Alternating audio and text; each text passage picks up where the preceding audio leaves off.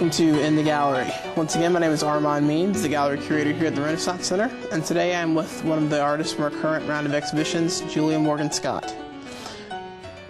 Julia, welcome to In the Gallery. Hi, thank you for having me. It's my pleasure. Thank you for coming. Well, one of the things that I'd like to do is just get a little bit of information on what it is that you do and what brings you, well, I guess, down here to the Renaissance Center, from Chattanooga, so not too far away. But let's start by saying that you're a painter, primarily, correct? Okay. And in our current exhibition, you are actually showing some of your paintings along with your father, who is Rufus Morgan, and he sort of does something a little different than you do in regards to subject matter and things of that. But maybe would you care to tell us a little about what are some of the things that you'd like to do with your paintings? Well, I started out doing illustrations for some science fiction and horror magazines and books. And I've done some book covers and interior illustrations for magazines like Cemetery Dance. And they publish, the horror field is kind of a very small field. And but I learned a lot doing that. Right. Most of my illustrations were black and white. Learned a lot about value, and have to read the story and then just project my own creative idea of what I see in it. Right. And I also did some in the science fiction field, but mostly in horror. For some reason, it seemed like maybe they were a little bit more open to women artists. I don't know. And I did that, and I've done a lot of art for, and it's more cartoon style art. It's completely different, but I've done a lot of art for, I don't know if you've ever heard of a fanzine. Yeah, absolutely. Okay, well, I've done a lot of art for fanzines, and I've done art in particular for one called Mimosa, which it's won the Hugo Award for Best Fanzine 5 times. Excellent. And I've done a lot of scratchboard work for them. Now, all that work was black and white. And then I started working as a scientific illustrator. Okay. Which definitely changes things. It did. A little bit. Well, it really honed my drawing skills a lot. I've been doing that for about 10 years, and I just sort of stumbled into the job. I attended UT at Chattanooga, and I always like to go back and go to the library and keep my library card active. And I just found a little flyer on campus, and it turned out that a biology professor on campus was looking for someone to illustrate his scientific articles. He's a paleontologist and biologist. He's an evolutionary biologist. And so I ended up getting that job, and I've just really loved it. I've enjoyed it a lot. I'm not a scientist, but I draw fossils. But you deal with it a lot. I do, and I've even learned how to prepare the fossils a little bit. Yeah. Well, and it's interesting that you would come to that field sort of really by happen chance, and not necessarily by degree or by trade. We happened to mention this a little bit before we got started, but that was actually what my background was originally in, was medical illustration, and so very convenient. And, well, did you train specially for it? I did. The beginning of my experience in the arts when I went to school was in medical illustration, so I was basically a double major in art and pre-med. Well, yeah, I know the routine, because if I was in a bigger city, like where there was a really big museum, and I really wanted to go into it deeper, I would want to get a degree in biology. Right. So what made you then eventually, I guess, move away from the scientific illustration, and well, I guess that you still do that. I'm still doing it part-time. Okay. I haven't stopped doing it, but I always wanted to pursue painting more. So this is kind of a dream finally coming true to some extent. It is. What I did was I've rented a studio, and I've been painting all along, and I've been doing color work all along. Okay. And I painted in acrylics for a long time. I guess from the time I graduated in college in 1984, I painted in acrylics, and but it's only been about 10 years ago that I switched to oils.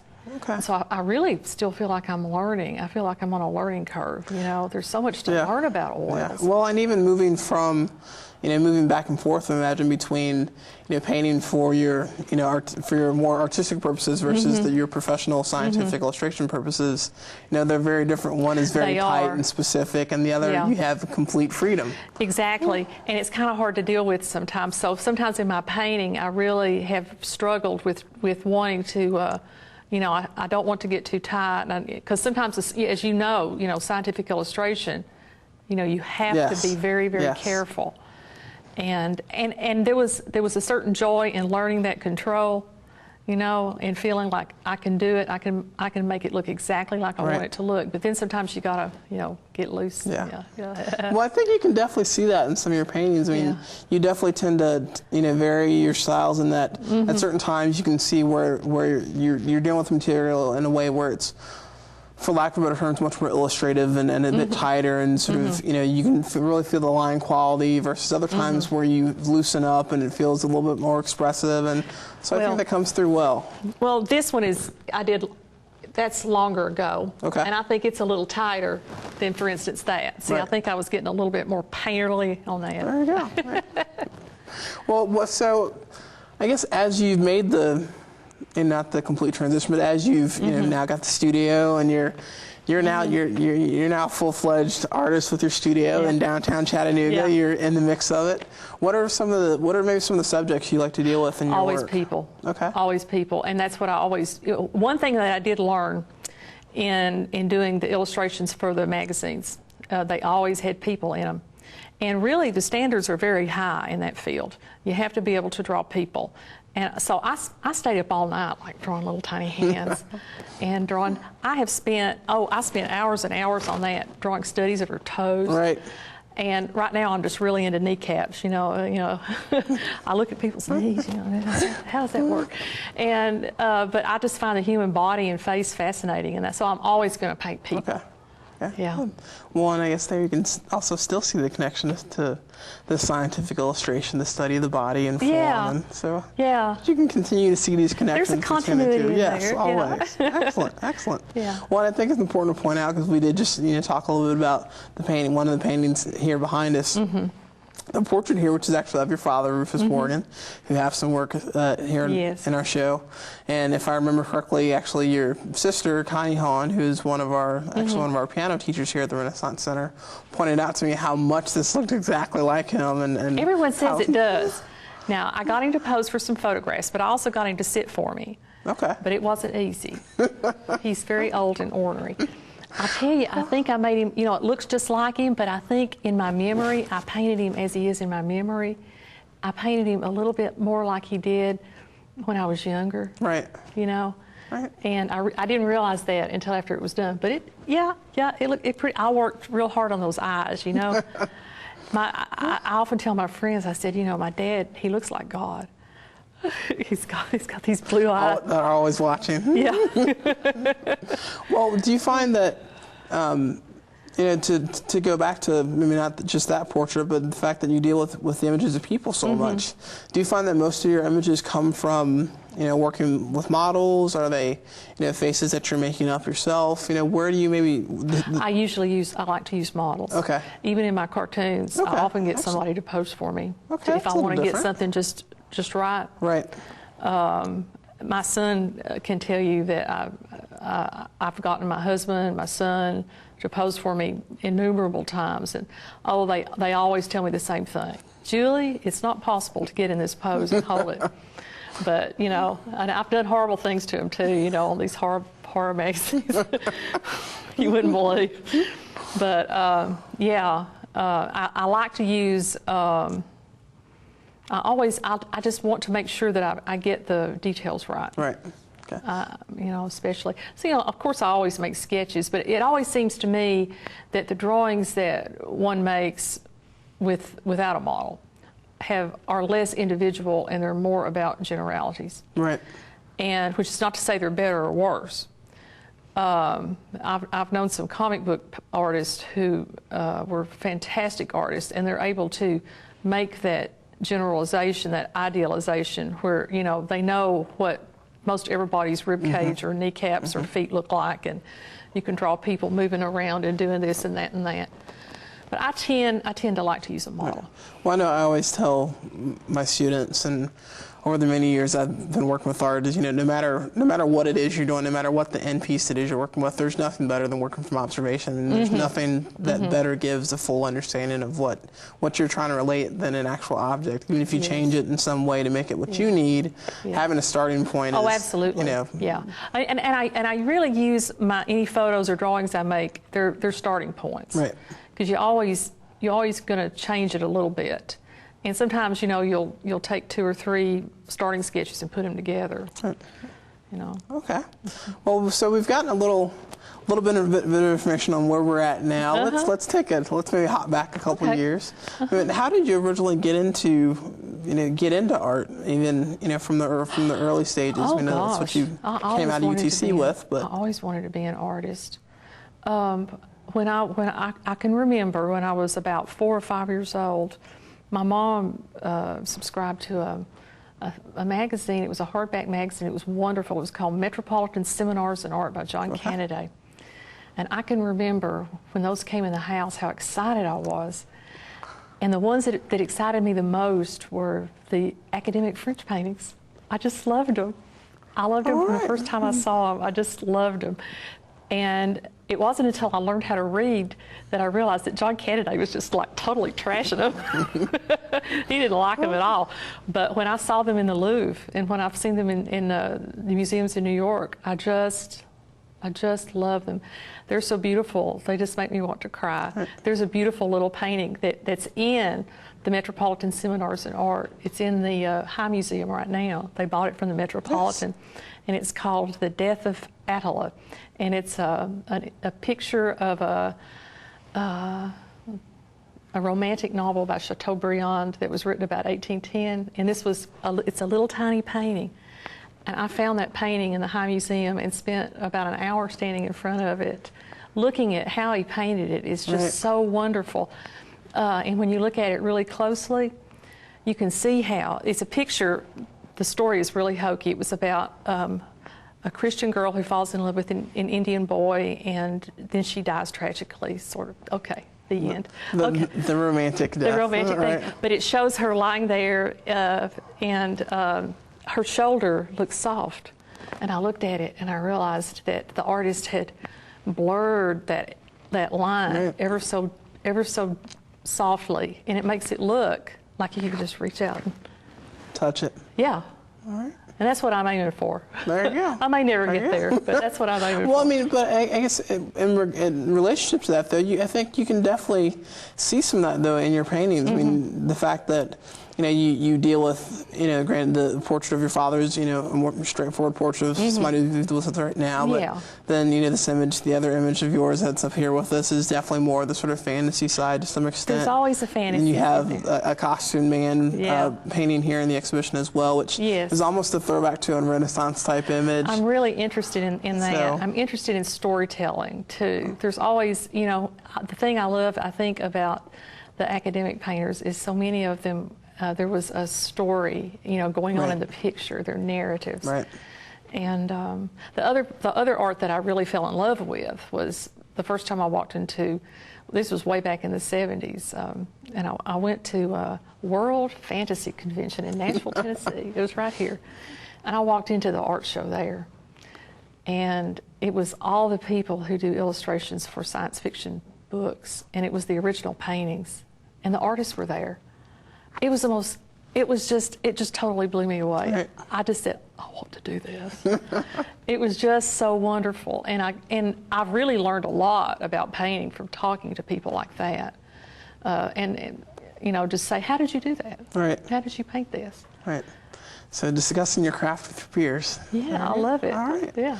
Well, I guess I also find it interesting that that you find a connection to sort of those French painters, and that a lot of the same things that we talked a little about earlier with the sort of the study of observation and science, and I mean a lot of that directly connected to some of those French academic painters. The fact that anatomy was so important to them, and the work with the live model, and even though they would greatly change the pieces from it might just be a model in the studio, but the backgrounds and the subjects would be completely different from what was in front of them. So you can still see you doing some of that as well. That's what I love more than anything, is to be able to draw something that looks real and put it in a totally fantastic setting, and make it new and make it all new, and there's so many things that you have to learn to do that. You have to learn, how does light fall on an object? How does a person look from below, above, different angles? And I'm not where I want to. I'll never be where I want to be, but I have more control now than I did 10 years ago. Okay. So maybe, I guess, in regards to that, you mentioned sort of where you want to be. Where do you see your work going? Do you see it continuing along its same path? Do you see it beginning to change, or? I know it's changing.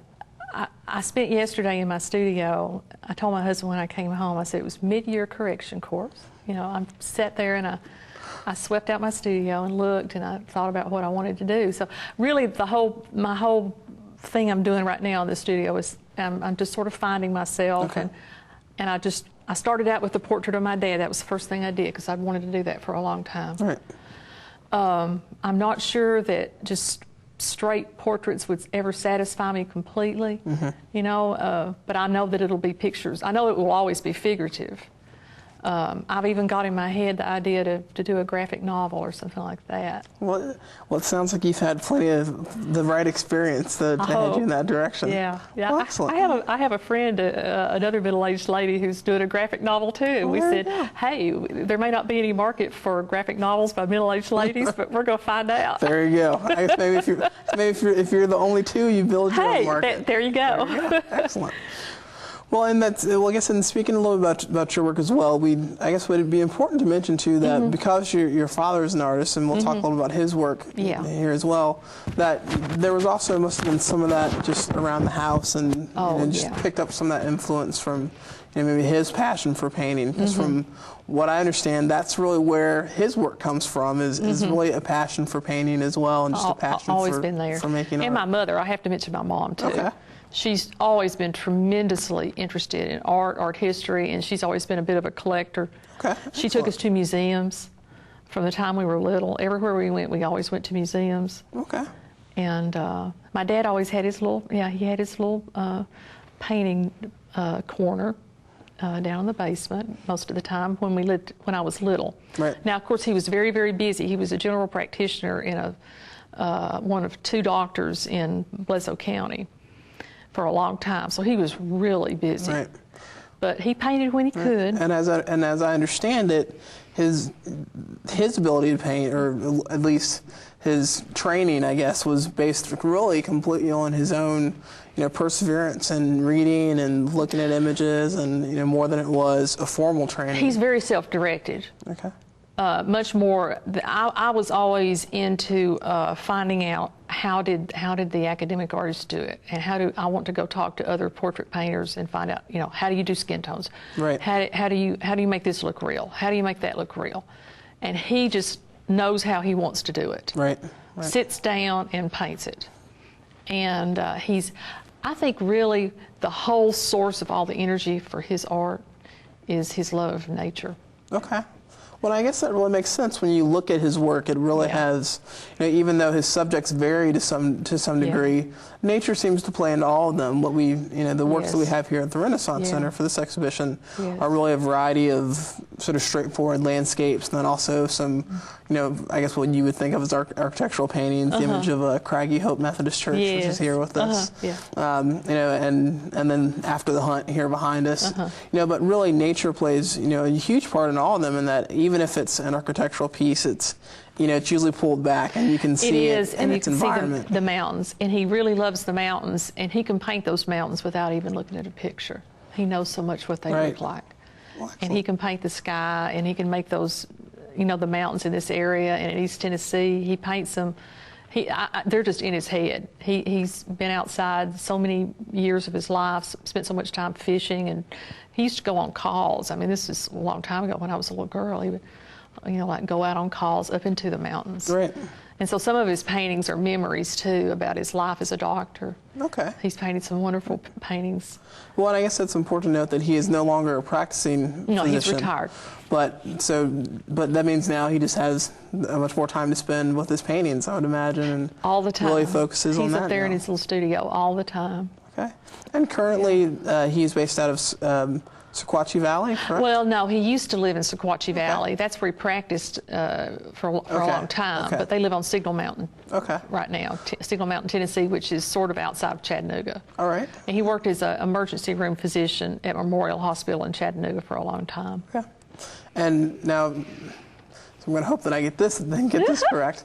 If I remember correctly, it was he had received a drawing class once from an Italian woman, and that was the extent of He his... never talked about it very much, but, lately he's told us more. Right. But when he was in Florence, Italy, this was during World War II, I think they started out in North Africa, and they went across the Mediterranean in a convoy and landed in Italy. They were, I think, some of the first troops that landed in Italy, and he ended up in Florence.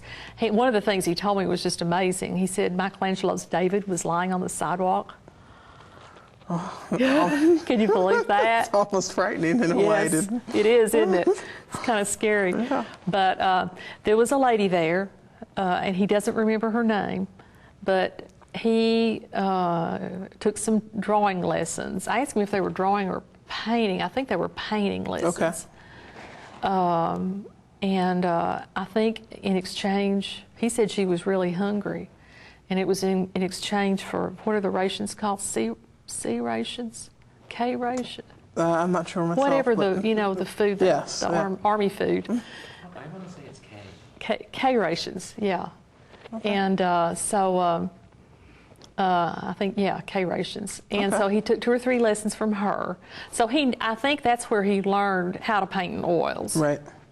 So because from the time I was a little girl, he always had his set of oils, and linseed oil and the turpentine, right. And the brushes and everything. And there would be times that would go by when he didn't paint for a long time. I also asked him, because I can remember when I was a little girl that, I drew all the time. I never stopped drawing. And when I was in the 1st grade or the 2nd grade, my teacher said, "Now, Julie, someday you're going to run out of paper and no one is going to give you another piece." But I said, "Daddy, did you like to draw when you were little?" And he said, "Oh, yeah." And his dad was an accountant, and he brought home rolls of paper for him to draw on. And I said, "Well, what did you draw?" And he said, "I don't remember." Well, but clearly it stayed with him and got him to the point where he's at now, where he's painting and really continuing to produce these beautiful pieces of work. Oh, he's gotten better and better and better, and his work has changed and evolved. It's always been about landscapes and nature, or his hunting friends, or people that he knew a long time ago. But I always feel like the landscape is primary. Right. Right. Well, like I said, you can definitely see it. The sort of predominance of the environment really, overpowers a lot of, not in a negative way by any means, but that it really comes through. And in some way, even when he changes subjects from an after the hunt scene into, the image of a church, or to Kingston Springs Depot, or whatever the case may be, it's really that environment that connects them to each other. It's really about Tennessee. Right. You can kind of tell it's about Tennessee. This is true. This is life in Tennessee. So, and it's really nice to see such a variety of images regarding the places and the scenes and. Well, he had a show in Bledsoe County a couple of years ago, and a lot of the paintings he showed there were pictures of Sequatchie Valley, and so many people came up and they said, "Oh, that's the old store up on Luminary Mountain," or "That's my old home place." And so many people came by and recognized the places that he painted. So Sometimes he says he makes up, though, the mountain scenes. He can just make up mountains now. Right. And just put them together and make them look real. Right. Well, I guess that's what we call an artistic interpretation of your subject. So I think that's the freedom that's given to every artist. Yeah. So it's an opportunity that he can take. So, well, excellent. But, I'm sorry. Go ahead. So, well, we're definitely glad to have his pieces here, and I think it's really refreshing to see, particularly the fact that really that you grew up in this house around his paintings, and even going to various museums and various things, but the fact that you can still see where you've really gone on your own path, with the work that you're doing, and he's continued to move in his own direction. I think it's frequent that you see people who are directly influenced by somebody just pick up what it is that they're doing and keep doing that versus really coming into their own. So it's great to see that there's been a change in a positive direction. Well, I always knew what I wanted to do, and he always knew what he wanted to do. And so when we're together, we talk about painting. Right. And I give him little hints, and he shows me. Every time I go to see him, I always have to go upstairs to his studio, and we do a little critique session. And he'll say, "Well, what do you think about this? What do you think about this?" And I'll just say what I think he's doing right. And he's got really, for a while there, he was really into doing dark glazes, and then he'll go back into a light mode, and then sometimes he'll pick up paintings from a long time ago and rework them a little bit, and he likes to do that. Excellent. Well, I think it's even interesting as you go through and even look at the I think 34 odd pieces that we have here today, or throughout the exhibition. You can really see the variety and really changes in use of colors and various things that have happened over time. Yeah, my sister and I were discussing on the way over here that when he had his cataract surgery, we could really tell a difference. Right.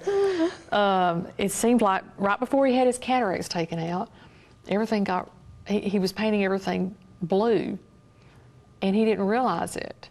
And then when he had his cataract surgery, all of a sudden his colors color came back. Yeah, everything looked.